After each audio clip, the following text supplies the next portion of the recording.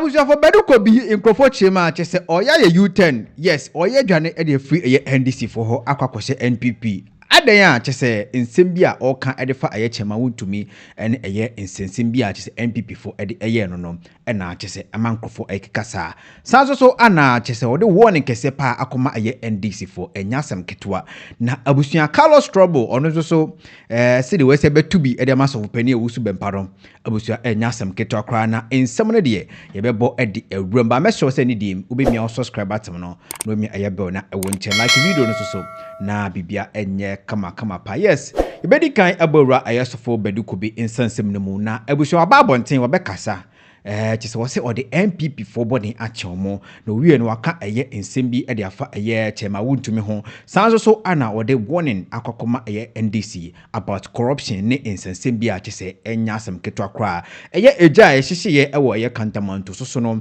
wakirem waka nsem kakra e de afa ho abusua enya asem ketwa yentie ensem a eye sofo Badu Kobi ebeka ye e de kire eye sankrofo ina eba yebeto aso. So they must let the Lord take his course. That this one they are attacking in his house, this one no, that is not the reason why John Dramani Mahama, the president-elect, won. He want to change Ghana.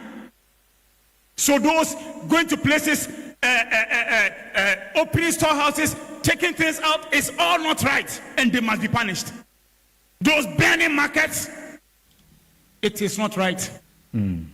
Those who decide to ban things that evidences will not be found, it's not right. And for the NDC operatives, I beg them, let Lord take his course. NDC, you are in power just by Tuesday. If you go wrong, this same Badu Kobi who spoke against NDC and before Mahama left power, and which MPP did not recognize, I spoke against Setekpe, I spoke against condom tax. The same Badu Kobi is here. If you go wrong, you hear his voice. And listen to me. NDC coming to power, do away with corruption, because Badu Kobi will be one watching. Gatekeeper. And later I'll talk about something in Ghana. No corruption, but ministers and everybody, when people want to give them gifts must be allowed. Because the hand that works, it must eat. And I'm going to talk about this matter in Ghana. Okay. The ministers must be allowed to do some work outside, farm, other things, when they are giving gifts correct, so far as it's not from the nation's coffers. Must change some things. They must not end minister as poor, broke. No, it's not right. You serve, Deuteronomy 28 is around 49. You serve so that God will give you something. Someone listen to me. Now my final word, MPP, today I forgive you. For all you did against me, I forgive you. I forgive you, wait, I forgive you because of, what's the name of that Ashanti Regional Chairman? Bernard Buesiakon, who is called Wound to Me. When MPP were harassing me, it was only Wound to Me speaking for me. And so I forgive that party because of Wound to Me. And I say to NDC, as they come to power, if Wound to Me goes wrong, it's different. If you have not gone wrong and they harass him, they will hear my voice. Because he stood for me, commanded national security, whatever, and customs, leave his house. What evidence you have? That was Wound to Me. Wound to Me stood with me throughout. And I, Badu Kobi, I am a payback man. You do me good, I do you good. And so I forgive MPP because only God knows what Badu Kobi did from directions from God against MPP. But I come in today to say I forgive them because of Wound to Me. And NDC must watch their way well, because MPP will have frictions here and there, but their comeback is at the corner. It will shock everybody. So NDC must do right work. That's why I'll be a gatekeeper and a watchman. You do wrong, I tell you to sit up, so that Ghana will get to where it must get to. I'm for Ghana and forever for the right people to take over. And that's why 2016 I said it is not akufo-addo to take over, because it is not given to him. Look at how he has messed up your nation. And you were fighting me. This man is wrong. And some people were saying it's of God. They said Calipo. I said no, it's not Calipo. You will be sad. Honorable Elvis Efiyanka confirmed it here that Badu Kobi said it to me. And today, look at where your nation has gone. And I told you early stage that he will be the worst president of Ghana's history. You were mocking me. Now there it is. I want the right leaders. After John Mahama, I know who is going to be the next president. And I will let the right people sit on the seat. And as they sit, I will stay back and observe and help them. And as we go, Ghana will be like the best country in this earth. Clap your hands.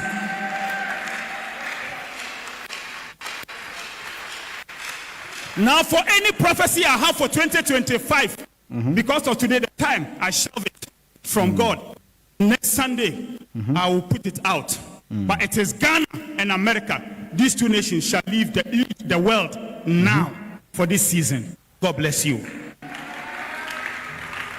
Abusiafo so nsema eye sofo Badu Kobi ebe kan ye ani akwakuti ediaba na se NDC for yesterday our corruption ho na ono a ode omo baaye no otechira ohwe na omunim na ohu corruption bia se koso na omo ye no bia entwa yi a obeba abonten ababetwi omanim pa enye asemketo akra no wi no se chema wuntumi ebra na eye Canada Japan etiti no okrom ha no yes eye wuntumi ana etigina ye eka bi edema no ema chese ye nkrofo bi omo ba na ye ne fie security for ba ne fie a message search ne fie no otimi eka chom so omo mfrifie ho a chese ma ne nya na so mbi kakra enti eye chema wuntumi enti NPP for no or the mobone achem na asasi mo kan ye na bibiri na chima chese oya make U-TURN na sa kwesa sisi no pe NPP for asem or NDC kakra na se omo a next time bia no meba power no na kama kwesa ase ono de oni obi afam na wachi mo say NDC for nso yi na NPP for they are just around the corner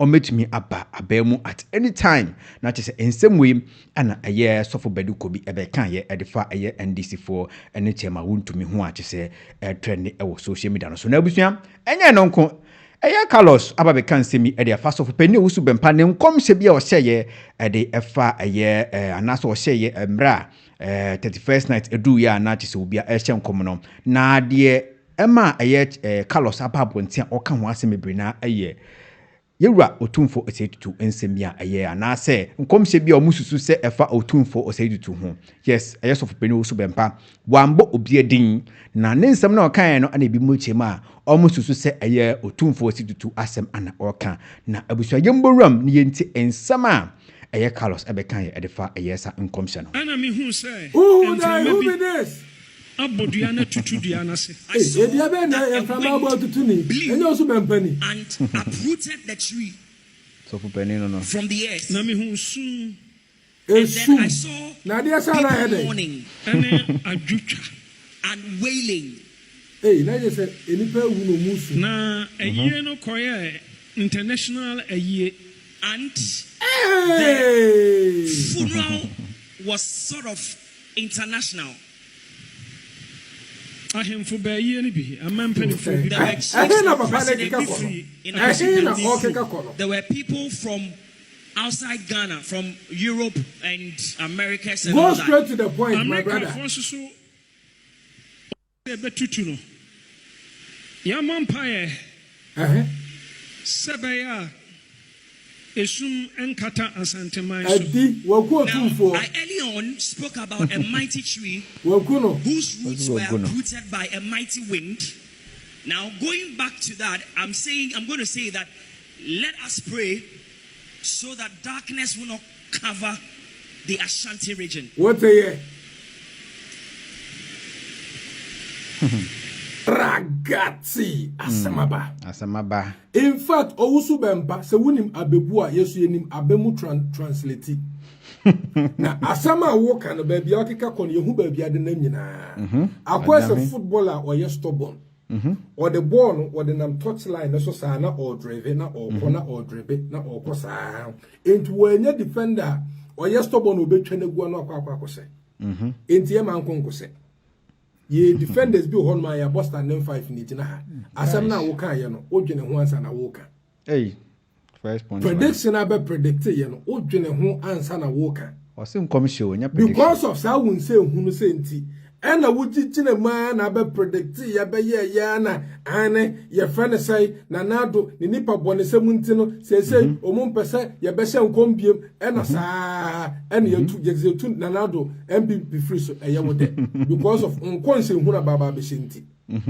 se otumfo baba be wu ye wa ha ena akokora sabe chief imam a wono chese enene nyina se ne wo free ma chese eye energy sam kura because papa no wo twam 70 or just wo twam 80 kura na papa wo ya chese wodi nchine boto edi mo boto wodi bibia bi boto se nka chief imam o free ma anka na nwanwa asem no eno ne de hefa e de abeda ne prophecy e de fear and panic e ba beto papa no so enka mofu amomani amre ansori anyina anka o de saa na nka no fon na nko akwa ye nkom na de akum papa na to atwere meboa tese wo de wo tese efri so ba wi ase mi hunu se nyankopon apart from politics ene se nyankopon ekun obi nyankopon omie woni ma wo hunu se mi ametie menyeska omie woni ama wo hunu se afia yesimi otumfo e baba besi okonfo no che oba be renovate Oyesi ama santeman ene tese ade otumfo baba no de nyame mie woni ma wunhu ade se tese owuo anasa politics eno nko aho enyi kire na nyankopon yi ma wunhu Owusu Bempah, you need to be very careful na tese onyankopon na wo ma wutumi no a obi e woni no da bia oni de enipa nko na woku chale papa we sometimes I am intimi hunu de e na ha no abotre mintimi hunu de sometimes ya na ha no baby a wo de fa no e ho no mu ayetro papa e be ya nka san twitwi break because baby a wo di wo nkoma fa no ya hu se wo pese e baba disrespect o e ma hunu se ye tutu wa adwene se shema wa ye baba ba be ye because baby a wo de nam no ye mpene ma wo mpene e ma wo kra unye nyame enya wo na be decide na nyankopon so no se obeku otumfu enya wo na obeyi akyerew minima de krontia se onko awo de enya politicians fo ne bewu a na ye musician da bia so ma kakra wo mu nsam o ma gidin abo mu din ebeye ye nko a wo church members etu be so tire se 2 to 3 years ago 4 years ni o church member bia nwuye wo huna ba be ka so church member bi ebewu eno de wo hunu meka ye but o he kase bi o tin baby no ono de wo hunu e ba be chirichirim so bewu akwa was see a friend and him man ko twedwan I'm telling you we see a friend and him man ko twedwan because he say wo Gyimii as wo cross line bia eni kwan so cross abusuya Carlos nsem no bia no hye tse utumu se wa Pʋŋchɛs Owusu Bempah was say the bia o de nkomhye ne fa ne hotro on jai anaso on twi break kra because omunya ready for that nyoma no yes no was say nyam commission po say prediction ne se Carlos nsema obekan ye Pʋŋchɛs Owusu Bempah ana yakwakuti ediabane yete eye Badu Kobi so nsema obekan ye edefa ye chema wontumi a oginemu edema na bra na ochima e ono abokene Japan na otete no kroma na nina no abusua yakọ akwakuti ediaba or the warning ama eye NDC for say omunhwe ye na corruption bia ankoso okroma nyasa ono de obeka ho asem enunti anache se otimi eboy ema odi omo ebae nti omunnim na de omabase omobabe ye no omanhwe so anye na ekoye corruption okroma nko ade a Gyimii de bedi om no se de ochi omanim ebra na aye mahama teso a NPP for enhu no obekoso atwi eye NDC for anim emra omde eye corruption bi ebeba kroma na so omo so omo ye corruption yoma e kroma nti abusua obetumi akere wadwen ewo eye comment section ho na bibia so aye kama pa meso se ni dim obemi subscribe atem no wemi eye bell na ewo channel like video no so na bibia enye kama pa aha ana abusua bedi osi Nyankopon shaw na afiso onyo kese se wo chembe na wo ka me ho makram